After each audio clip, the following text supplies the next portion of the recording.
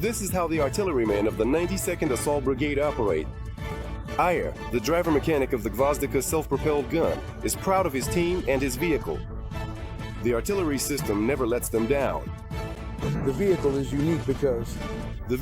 unique because, despite its age, the gun can withstand intense firing without any issues. Our Gvozdika is tough and not fussy at all. It just keeps working, working, and working.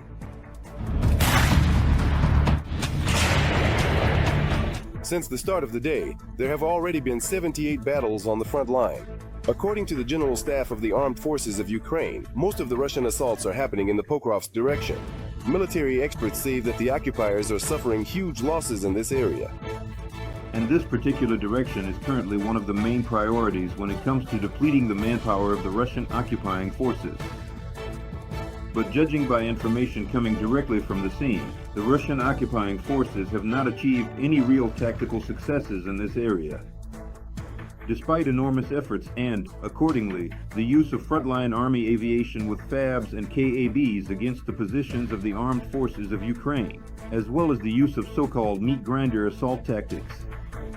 In the Lyman sector, Ukrainian forces successfully repelled Russian assaults near the Serebryantski forest in the Luhansk region, as well as near Shandry-Holov in the Donetsk region. The enemy also tried to advance in the areas of Alhivka and Stepova-Novoselivka in the Kharkiv region.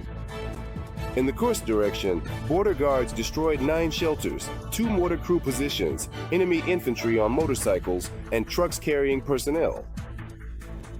In the southern sector, soldiers of the 40th Coastal Defense Brigade thwarted another Russian attempt to land on the Kherson Islands. The occupiers' landing party on a speedboat was eliminated by a combined strike from mortars and drones. Ukraine's military television showed the streets of frontline Pokrovsk and the daily lives of its defenders, the soldiers of the 68th Jaeger Brigade. Drone operators note that in a single shift, they can destroy up to 10 enemy vehicles.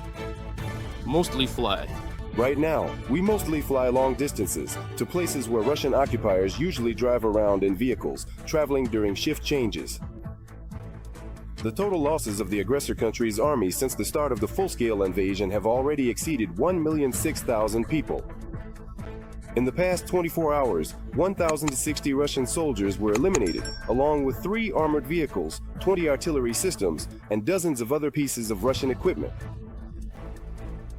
We'll discuss the situation in the Sumy region, as well as on other fronts, with our guest. Serhiy Brachek, spokesperson for the Ukrainian Volunteer Army, is joining us. Sergei, hello. Glory to Ukraine. Glory to heroes, glory to defenders. Greetings. Serhiy, let's talk now about the Sumy direction in the Sumy region. We've seen how, let's say, the Russians pushed in there, how they started to put more pressure. But nevertheless, the president of Ukraine says that the armed forces of Ukraine have repelled these attacks. What is happening now in the Sumy direction? How far are Russian troops from Sumy, and what is the overall situation? If we talk about the offensive actions of the Russian Federation in general, it was quite obvious, we talked about this, including here in your studio, that the enemy became more active around the end of April this year. The obvious directions of attack included, among others, the city of Sumy, the Sumy direction, and our border area. And it's clear that these offensive actions, well, let's say by that time had already started to approach at this location. So it was quite expected that the enemy would attack right there. Just like basically in other directions where there was an escalation, maybe a little later, like the Zaporozhye direction in particular. So if we talk about the Sumy direction, the measures taken by our command were obviously meant to stop the Russian advance.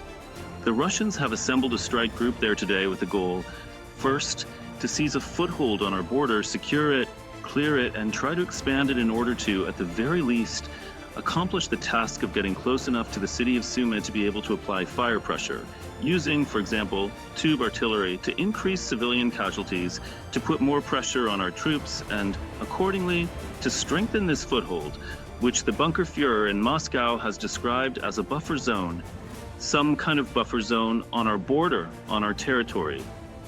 It's clear that the enemy wasn't really concerned about losses, and probably still isn't today, because they keep trying to attack, even if it's with small groups, mostly assault teams, groups of up to 7 or 10 people. These are sabotage and reconnaissance groups that are operating quite actively. And the forces that were gathered at this location amounted to about 1 combined arms army, which, of course, doesn't give the enemy any chance to advance further, let alone attack the city of Sumy, obviously, in order to start some kind of street fighting there, which the so-called Z military bloggers were quick to shout about. And that's why the measures our defense forces started to implement have really, if not completely, stabilized the situation on this part of the front, so as not to get ahead of ourselves. Then at least it's clear that, as we can see, the intensity of the fighting over the past week hasn't necessarily decreased in terms of the number of clashes, but in terms of quality, the enemy now has virtually no progress at all at this time. In other words, if they manage to advance 300 or 400 meters, that's basically where it ended. Although there is still fire pressure from things like drones, Russian aviation, and the use of attack UAVs, of course. But again, our counterattacks have resulted in the enemy being stopped at this location for now. Will they stop any further? Will the Russians, well, let's say, pause here for now? Obviously, most likely not. But again, the price of this will be heavy losses, which is also not bad for us, because that's a Russian resource, something that gets depleted, and that's exactly what is tying down Russian forces in the Sumy direction right now. Again, we're talking about the fact that here, in this location, the fighting is happening head-on. That is, let's not forget that today, Defense Forces units are operating, for example, in the territory of Russia's Kursk region, specifically in the Glushkovsky district, in the well-known village of Tekhino, where, to be honest, things aren't going so well for the enemy. Again, considering that our defense forces, the units operating there, hold the commanding heights, this allows them to fire on the approaches to the border that the Russians are trying to get through. But it's clear that, first of all, this is costing them heavy losses, and so far, there has been absolutely no progress. And, in fact, once again, the situation here has reached a dead end for the enemy. Their bridgehead is not expanding. It's clear that the Russians, who had planned to transfer certain reserves from this direction to other parts of the front, particularly in the Donetsk region, are obviously unable to do so now. So that's basically the situation today in the Sumy region. And speaking of how to hold back the enemy, new fortifications will be built in the Sumy region due to the increased intensity of Russian shelling. This decision was made at a meeting of the Regional Defense Council. The authorities stated that their priority is fortifications with anti-drone shelters. The military also identified additional needs for air defense units and the necessity to allocate funds for purchasing equipment. Sergei, when we talk about fortified areas and fortifications, what can we say about this? And let's not just focus on the Sumy direction here, but also include the Dnipropetrovsk region, because there are already photos online showing how much Dnipropetrovsk is being fortified. So there are fortifications both in Sumy and in Dnipropetrovsk in those regions.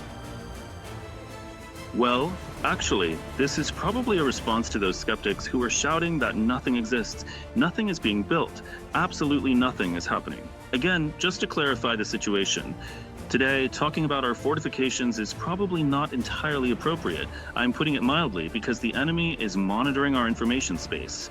Accordingly, they shouldn't know even a centimeter of our defenses or fortifications. What was shown about the Dnipropetrovsk region in particular is, on the one hand, a forced informational measure, but on the other hand, people also need to understand that fortifications are being built in accordance with the latest developments and practices of modern warfare. Everything is being taken into account. Again, we're not talking about just one line of defense. So, to put it simply, it's not just a single line of trenches, and that's it. Today, these are combined fortifications. I believe that this method, these techniques, will also be used in the Sumy region. When we talk, for example, about shelters for infantry, we're not talking about just one line of defense. There are at least 3, spaced at appropriate distances. And yes, as you correctly pointed out, there are also anti-drone shelters, which are absolutely essential today because the so-called small air, meaning small drones, is very active now, extremely active, even excessively so. And in fact, let's put it this way, most of the hits on various targets on both sides happen thanks to drones, obviously, and also artillery. That's why I think the experience from the Dnipropetrovsk region will also be used in the Sumy region. There are fortifications which, first of all, are the responsibility of the regional administration, and obviously they bear a huge responsibility for the quality of all of this. That's the first thing. Secondly, we're talking about the fact that fortifications are always built under military supervision, using, as I already mentioned, new tactics, new methods, and honestly, anything that goes beyond what's allowed to be shared publicly. No one is going to talk about that either. But today, this experience has truly been developed, and it is being used to the fullest extent. So basically, that's the situation with Sumy region, that's clear. The same goes for the Dnipropetrovsk region, where it's not just about construction, but I would say today it's already a process of improving those defensive lines that have been built. Not just today, not yesterday, and not the day before yesterday. Taking into account the risks and challenges facing the Dnipropetrovsk region, these lines are being built and improved accordingly. There are at least 3 lines of defense. Accordingly, I want to emphasize once again that this deserves special attention. All of this is being built under the supervision of the military, including with the involvement of military engineers who probably are not likely to share their experience widely with certain civilian structures because there are already such military nuances that only a minimum number of people should know about. But this is happening on one of the lines of defense.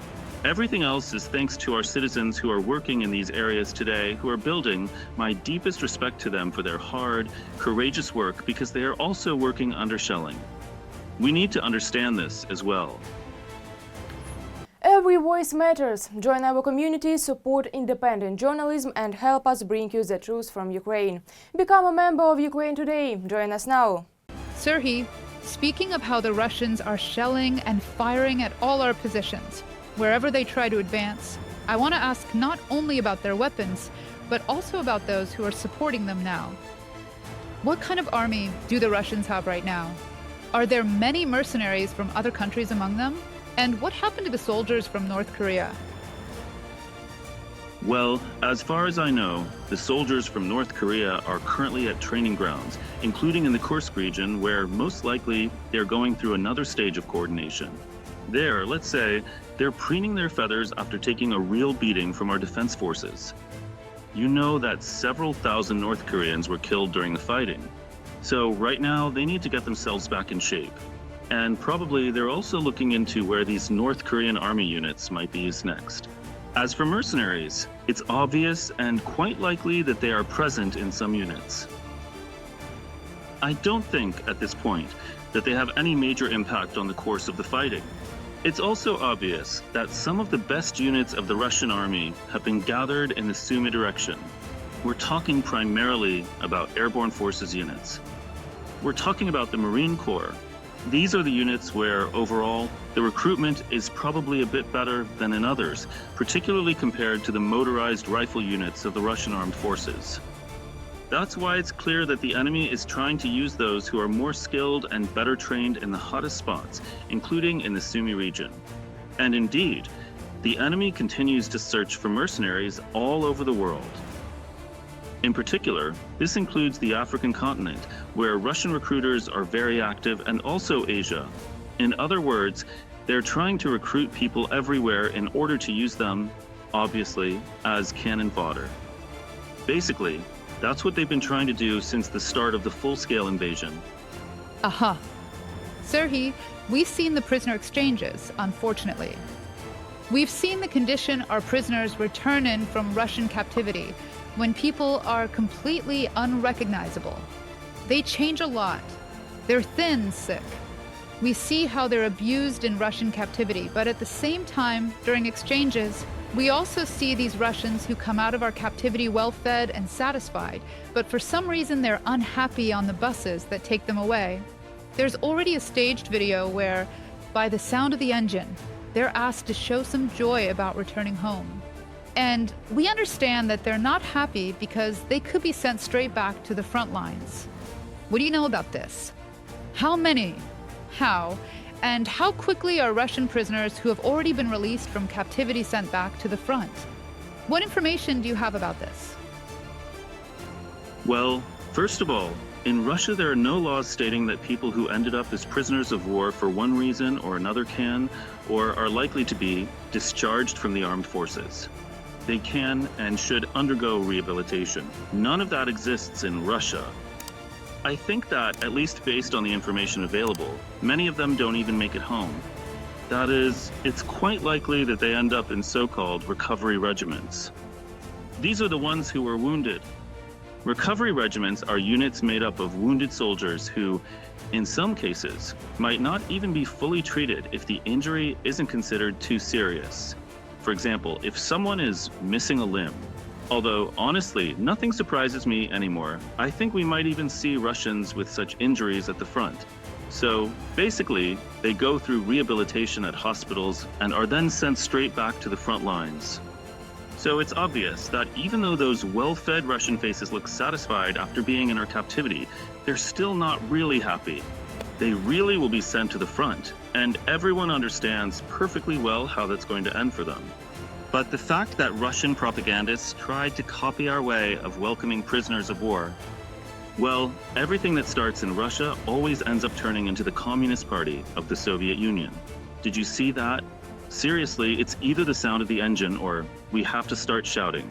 What really amused me was when, in one of the buses, they all started shouting together, "Glory to Russia," and someone couldn't help themselves and said, "Glory to the heroes." Clearly, that's not about the Russian soldiers, right? As they say, a real Freudian slip. So it's obvious they're going to end up at the front. Nothing good awaits them. And they'll probably also have the experience of dealing with the Russian Federation's FSB. Which, to put it mildly, is probably not the most pleasant experience either. But after that, it's back to the front. And after that, probably not even a flag, just a body bag. So, it's all pretty clear here. But on the other hand, at least they get to keep their lives for a little while longer. It's interesting how closely the lives of Russian soldiers are tied to bags, either black body bags or a bag of dumplings brought home. Thank you very much, Sergei, for... No wonder they consider themselves the successors of the Soviet Union. I remember how people used to wash those bags during Soviet times, then hang them up on clotheslines. Some things never change, even in the little things. And let's wish them luck. Sergei, thank you so much. Sergei Brachuk, spokesperson for the Ukrainian Volunteer Army, was with us today.